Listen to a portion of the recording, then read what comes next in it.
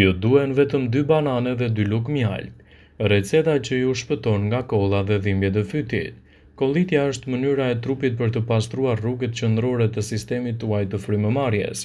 Zakonisht është një veprim i pavullnetshëm dhe shërben si një lajmëtar i trupit për t'ju bërë të ditur se diçka nuk është në rregull. Mund të jetë një sinjal i infeksioneve të caktuara si bronkit ose vetëm i ftohti dhe gripi i zakonshëm.